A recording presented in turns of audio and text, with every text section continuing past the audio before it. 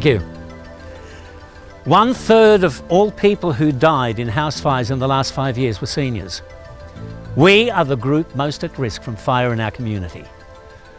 Hi, I'm Henry Zepps. And the aim of this fire safety DVD is to help you prevent a fire from happening in your home and to prepare and protect you if it does. Come here. Did you know that fire can engulf a room within 3 minutes, but it could have been prevented in seconds? Better safe than sorry.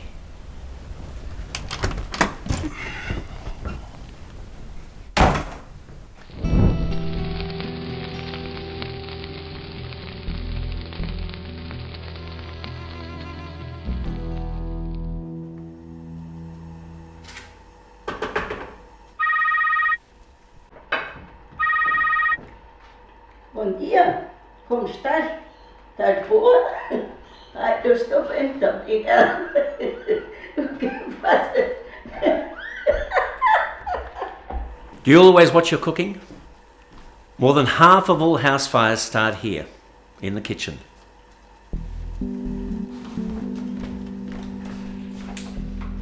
And the main cause is leaving cooking unattended. If you have to leave the kitchen, turn off the stove. Only takes a second. Whoa, careful!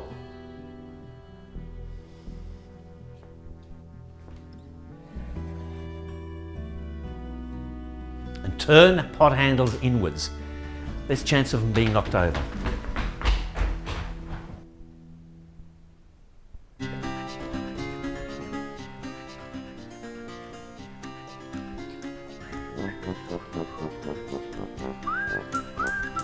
Loose sleeves can catch fire easily.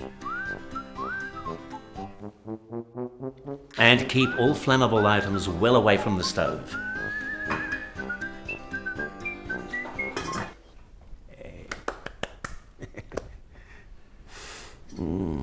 Yeah, smells wonderful.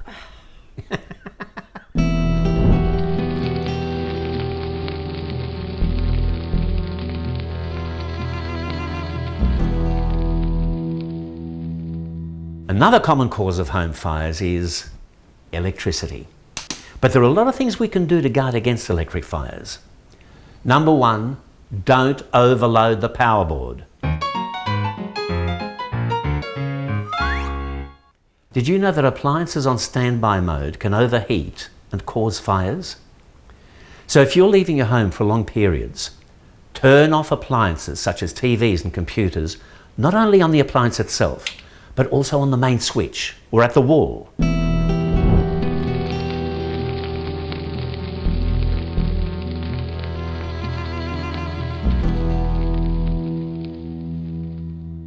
Most home fires happen during winter. When it's colder, we use heaters and other electrical appliances more. Nearly 20% of all home fires in the past 5 years were caused by heaters. Often heaters have been stored unused for a while, so make sure they're in good condition before you switch them on. Throw away any frayed cords. And if you're not sure about an appliance, have an electrician check it. And never place things on top of a heater or too close. Remember the 1 meter rule. Nothing should be nearer than a meter to a heater. Nothing should be nearer than a meter to a heater. Nothing should be nearer than a meter to a heater. Nothing should be nearer than a meter to a heater. I should be in show business. That's it. Move things out of the way. And open fires need a fire screen.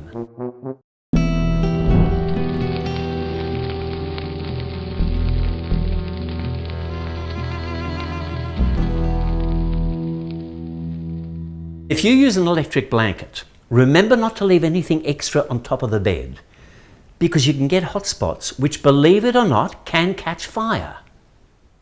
Always turn the electric blanket off when you get into bed. A very popular way of starting a fire is by smoking in bed. Oh, that's a big winner! People fall asleep while they're smoking. A dropped cigarette or one that hasn't been put out properly can smoulder for hours and develop into a fire without the person knowing. And the smell of the smoke won't wake you up, because when you're asleep, your sense of smell goes to sleep too. This is true. So, put out the cigarette properly, with water. See? Only took a second.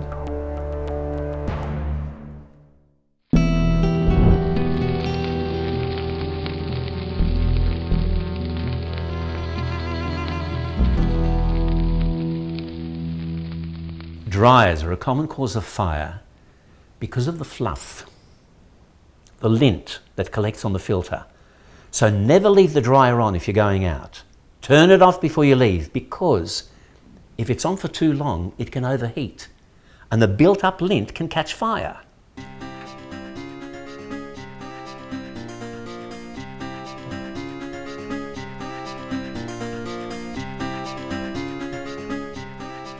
So always clean out the lint filter after you use the dryer, or before you use the dryer, or after. Look, just make sure there's no lint in there, will ya?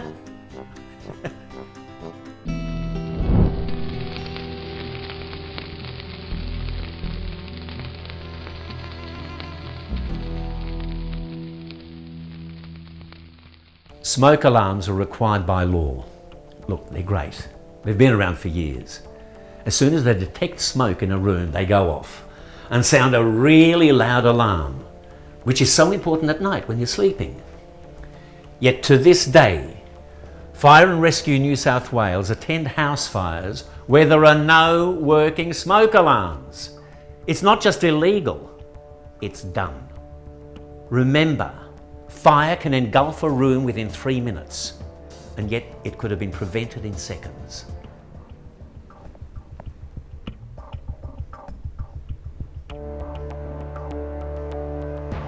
There should always be a smoke alarm outside sleeping areas, including your caravan or motorhome. And it's not a bad idea to have a smoke alarm inside your bedroom as well, just to be safe. Smoke alarms should be kept dust-free and tested once a month by pressing the test button with a broom handle. You'll hear the smoke alarm for a few seconds and then it'll stop. But if at any time the smoke alarm chirps on its own, this means the battery's nearly flat. You should change the battery in the smoke alarm every year. And a common time to do this is at the end of daylight saving. Just remember, when you change your clock to be safe and calm, also change the battery in your smoke alarm. When you change your clock to be safe and calm, also change the battery in your smoke alarm. When you change your clock to be safe and calm, also change the battery in your smoke alarm. Change your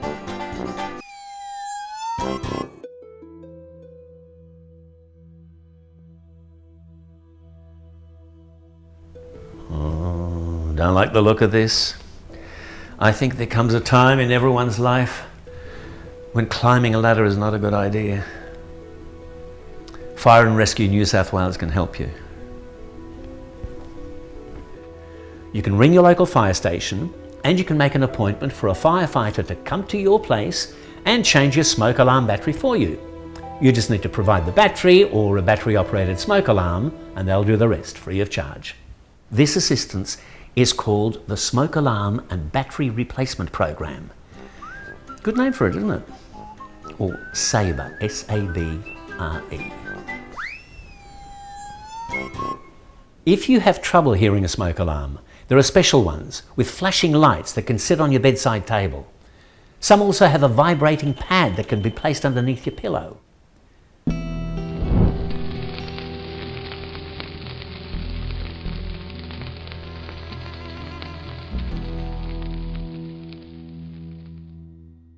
Let me tell you something about fire blankets and fire extinguishers. They can be very useful. And you can pick them up from your local supermarket or hardware store, and they're not expensive. Okay, first, the fire blanket.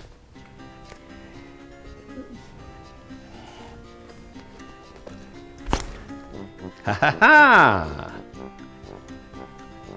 Always make sure the fire blanket is big enough to cover the fire. They're only designed for small fires. So if the fire's already too big and you're not confident, drop it and get out. If you think you can put out the fire, turn off the heat source. Protect yourself from the flame by shielding your body with the blanket. Look over the blanket and approach the fire, keeping the blanket at arm's length. Make sure that the blanket has completely sealed the rim of the container. And back away from the fire to a safe distance. Make sure that the fat or oil has completely cooled down before removing the blanket. And this could take up to 30 minutes. Always call 000. That's Fire and Rescue New South Wales, no matter how small your fire was, just to make sure that everything's completely and safely extinguished and to check that you're okay. Please remember that 000 is for voice calls only. Deaf and hard of hearing people should call via the National Relay Service, NRS. The NRS has a system in place for deaf and hard of hearing people to contact the emergency services. You can contact the NRS by TTY, the internet, or by using an internet-enabled mobile phone. Further information is as follows.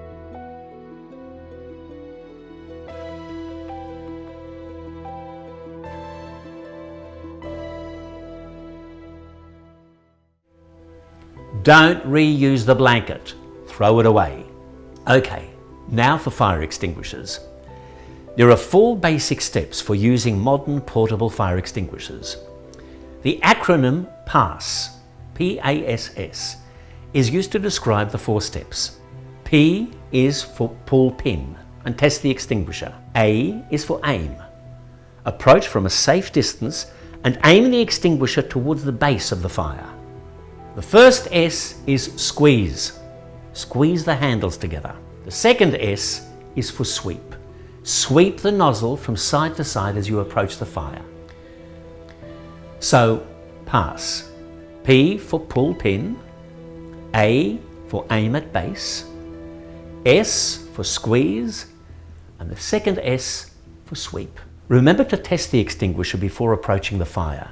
You only have seconds to put the fire out. So only use an extinguisher if it's safe and if you're confident with it.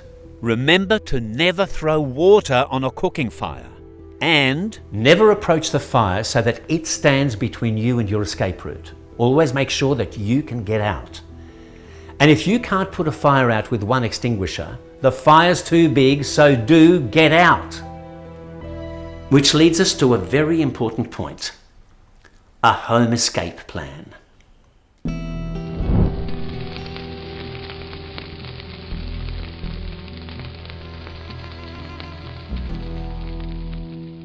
If a fire takes hold in your home, every second counts. For this reason, it is very useful to have a well-rehearsed home escape plan, where everybody in the house knows exactly what to do. Draw a floor plan that shows 2 ways to escape from each room. Choose an agreed safe place to meet outside. And then practice it, so you can do it quickly and as if you were in a room darkened by smoke. Make sure there's no furniture blocking an escape route. Always have the keys in the deadlock or hanging on a hook near the door. Get down low to get away from the smoke and get out of the house. As you leave a room, close the door behind you to stop the fire and smoke from spreading. Call out on your way outside to alert everyone to get out too, but don't delay your own escape. The others may already be outside at the safe meeting place. Practice your escape plan together so you and all your family know exactly what to do in an emergency. And when you've got out, never go back in. Stay at your safe meeting place. And then ring 000 or get someone else to call and ask for fire. This is a bit funny because you've already got one. No, seriously. Ring 000, ask for fire, and you'll need to tell the operator your address and the nearest cross street. The narrator has just been talking about the importance of calling 000 in an emergency, but we would like to remind you that 000 only accepts voice calls. Deaf and hard of hearing people should contact the National Relay Service. More information can be seen here.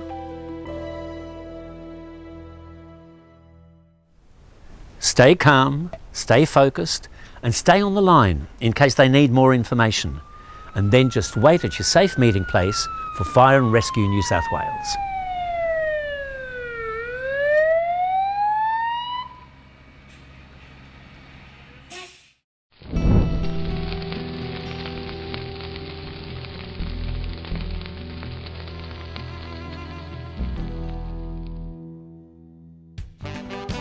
I want to be in Australia. You like that?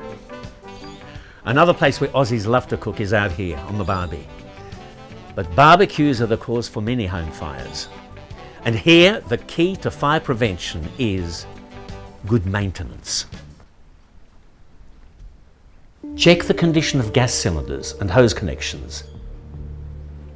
And remove any combustibles from around the barbecue before using it. Never put flammable liquids like these on your barbecue.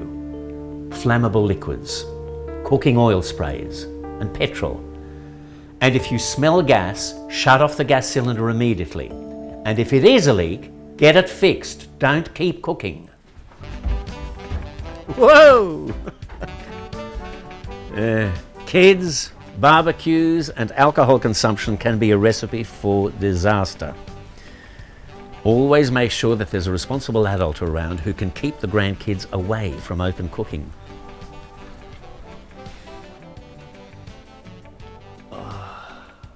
La la la la la la la la la. La la la la la la la la la. La la la la la la la la la. La la la la la la la la. Oh. Okay, let's just go back over the main points we've covered in this DVD. Never leave your cooking unattended. Be careful of loose sleeves, tea towels and curtains. Turn pot handles inwards so they can't be knocked. Good barbecue maintenance is the key to barbecue safety. Don't overload power points. Don't place things too close to heaters. Nothing should be nearer than a meter to a heater. Check all electrical appliances to make sure they're working safely and throw out frayed cords. Always put a screen in front of an open fire or fireplace. Lint filters need to be cleaned every time dryers are used, as the fluff can catch fire. Clean the fluff off before you use the dryer. Smokers should never smoke in bed. Make sure you extinguish cigarettes properly, with water. And smoke alarms need to be tested monthly. Change the smoke alarm battery every 12 months on daylight saving. When you change your clock, to be safe and calm, also change the battery in your smoke alarm. Have a home escape plan. Practice it with the family. We hope this fire safety DVD has helped you understand about fire prevention and given you information and ideas to help protect you if ever a fire does happen. Look, it's just a question of thinking ahead, of being prepared. As they say, better safe than sorry.